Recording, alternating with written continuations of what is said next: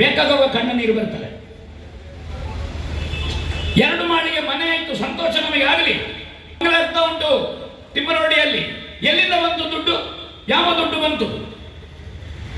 ಯೂಟ್ಯೂಬರ್ಸ್ಗಳು ದಿವಸಕ್ಕೊಂದು ಹುಟ್ಟಿಕೊಳ್ತಾ ಇದ್ದಾವೆ.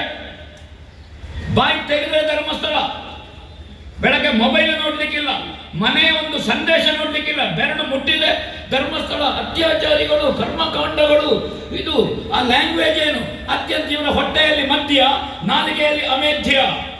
ಅನ್ನ ತಿನ್ನುವ ನಾಲಿಗೆಯಲ್ಲಿ ಶಬ್ದ ಬರಲಿಕ್ಕಿಲ್ಲ, ಅಮೇಧ್ಯ ತಿನ್ನುವ ನಾಲಿಗೆಯಲ್ಲಿ ಬರುವ ಶಬ್ದಗಳಿದು. ಮತ್ತೆ ಒಳಗೆ ಮಧ್ಯ ಇರಬೇಕು. ನೋಡಿ ಆ ಮಟ್ಟದನ್ನ ನೋಡಿ, ಬೆಳಗ್ಗೆ ಹೀಗೆ ಓಲಾಡ್ತಾ ಅದು ನನಗೆ ಜಲಂಧರ ಕಾಳಗದ ದೇವೇಂದ್ರನನ್ನು ಕಂಡಾಗ್ತದೆ. ಅಶೋಕ್ ಶೆಟ್ಟರ್ ಓಲಾಡ್ತಾ ಏನು ಮಾತಾಡ್ತಾ ಇದ್ದಾನೆ?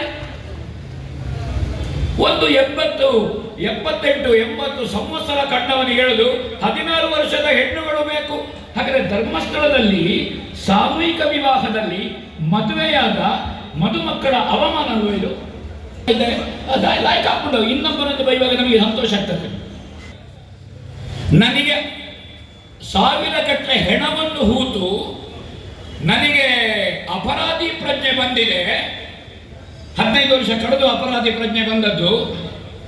ಈಗ ನನಗೆ ಅದರ ಬಗೆಗೆ ಅನುಕಂಪ ಬಂದಿದೆ, ಪಾಪ ಪ್ರಜ್ಞೆ ಇದೆ ಅಂತ ದೂರುದಾರ ಅವನಿಗೆ ಬರೀಲಿಕ್ಕೂ ಬರುವುದಿಲ್ಲ, ಓದ್ಲಿಕ್ಕೆ ಮೊದಲೇ ಬರುವುದಿಲ್ಲ, ಮಾತಾಡ್ಲಿಕ್ಕೆ ಮೊದಲೇ ಬರುವುದಿಲ್ಲ. ಹಾಗಾಗಿ ಇವರ ಹತ್ರ ಅರ್ಜಿ ತಕೊಂಡು ಬರೆಸಿದ ಕರಿಕೊಟ್ಟಿನವರು ಯಾರು? ಅವನ ಹಿಂದೆ IPS ಅಧಿಕಾರಿಗಳು, ನಮ್ಮ ತಾಲೂಕಿನ ತಹಶೀಲ್ದಾರರು, ನಮ್ಮ AC, ನಮ್ಮ ಇಡೀ ಡಿಪಾರ್ಟ್ಮೆಂಟ್ ಹೋಗುವುದು ದೇಶದ ಚರಿತ್ರೆಯಲ್ಲಿ ಪ್ರಪ್ರಥಮ ಅಧ್ಯಾಯ ಇದು. ಇವನನ್ನು ಸಂಜೆ ಮಸಾಲೆ ದೋಸೆ ಪಲಾರ ಕೊಟ್ಟು ಕರ್ಕೊಂಡೋಗಿ ತಿಮ್ಮರೋಡಿಗೆ ತಿರುಗುವ ರೋಡಿನಲ್ಲಿ ಬಿಡ್ತಾರೆ. ಹರಿಕೃಷ್ಣ ಅವ ಎಲ್ಲಿಗೆ ಹೋಗ್ತಾನೆ ಅಂತ ನೀವು ಆಲೋಚನೆ ಮಾಡಿ.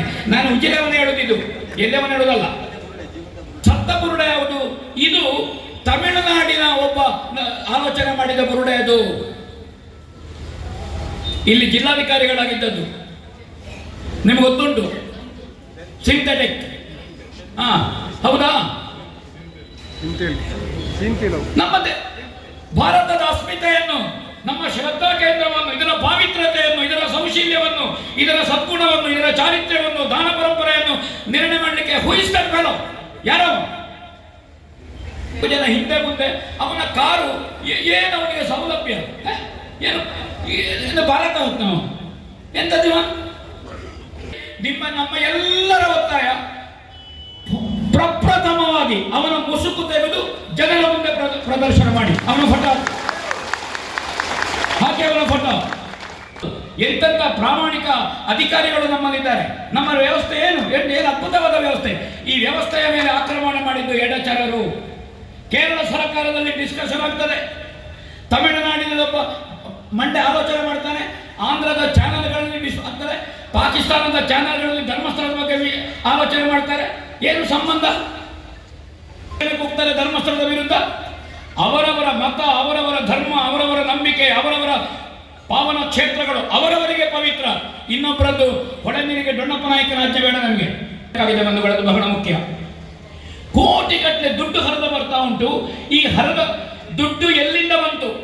ಇನ್ವೆಸ್ಟ್ ಮಾಡುವವರು ಯಾರು? ಇದರ ಸಮಗ್ರ ತನಿಖೆ SIT ಇಂದ ಆಗಬೇಕು. ಆಗುವುದರಲ್ಲಿ ವಿಶ್ವಾಸ ಉಂಟು, ಆದರೆ ವಿಶ್ವಾಸವನ್ನು ನೀವು ದುರ್ಬಲಗೊಳಿಸ್ತಾ ಇದ್ದೀರಿ. ತೋರಿಸುವುದು ಈಗ ಪುನಃ ಬಂತು. ಇನ್ನು ಕೆಲವು ಕಡೆ ತೋರಿಸ್ಲಿಕ್ಕೆ ಉಂಟು. ನಾವ ತೋರಿಸುವುದಲ್ಲ, ಅವನಿಗೆ ಡೈರೆಕ್ಷನ್ ರಾತ್ರಿ ಮಾಡಿ ಬಿಡುದು. ಅವನಿಗೆ ಬೆಳಗ್ಗೆ ಈ ಕುಡ್ದದ್ದು ಇಳಿಯುವಾಗ ಮರ್ತೋಗ್ತದೆ. ಮರುದಿವಸ ಮತ್ತೊಂದು ಕಡೆಯಲ್ಲಿ ತೋರಿಸ್ತಾನೆ.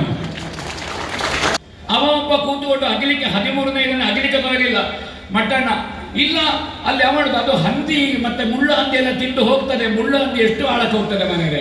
ಇವನೇ ಇದ್ದಾನೆ ಇಲ್ಲಿ ಹಂದಿ.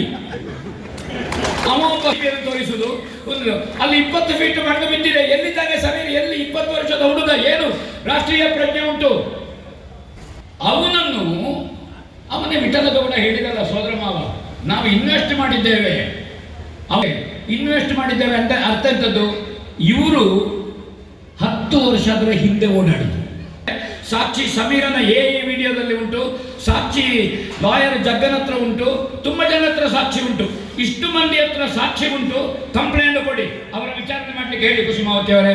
ಸಾಕ್ಷಿ ಅವರ ಹತ್ರ ಗೌಡ್ರು, ಧಾರವಾಡಕ್ಕೆ ಹೋದ್ರೆ ವೀರೇಂದ್ರ ಹೆಗಡೆ ಅವರು, ಉಡುಪಿ ಮಣಿಪಾಲದ ಸಂಸ್ಥೆಗಳು, ಎಷ್ಟು ಹೋಟೆಲುಗಳು, ಅಲ್ಲಿರುವ ಉದ್ಯಮಗಳು, ಅಲ್ಲಿರುವ ರಿಕ್ಷಾದವರು, ಅಲ್ಲಿರುವ ಲಾಡ್ಜ್ಗಳು, ಪ್ರತಿಯೊಂದು ಒಂದು ಊರಿನಲ್ಲಿ ಡೆವಲಪ್ಮೆಂಟ್ ಅಂದರೆ ಇಡೀ ಆರ್ಥಿಕ ಸಬಲೀಕರಣ.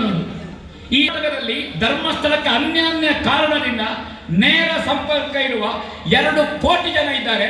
ಭಕ್ತರಲ್ಲ, ಬರೇ ಭಕ್ತರಲ್ಲ, ಭಕ್ತರು ಧರ್ಮಸ್ಥಳಕ್ಕೆ 10 ಕೋಟಿ ಇರಬಹುದು. 2 ಕೋಟಿ ಜನ ನೇರ ಸಂಪರ್ಕದಲ್ಲಿದ್ದಾರೆ. ಹೆಗಡೆ ಅವರು ಪ್ರಭಾವ ಬೀರುತ್ತಾರೆ. SIT ಅನ್ನು ನಿಲ್ಲಿಸಲಿಕ್ಕೆ ಆಗುದಿಲ್ವಾ? ರಾಷ್ಟ್ರ ಸಮರ್ಪಿತ ಜೀವನ. ನಾನು ಅವರ ವಕ್ತಾರಲ್ಲ, ಅವರನ್ನು ಹೊಗಳುವುದಲ್ಲ.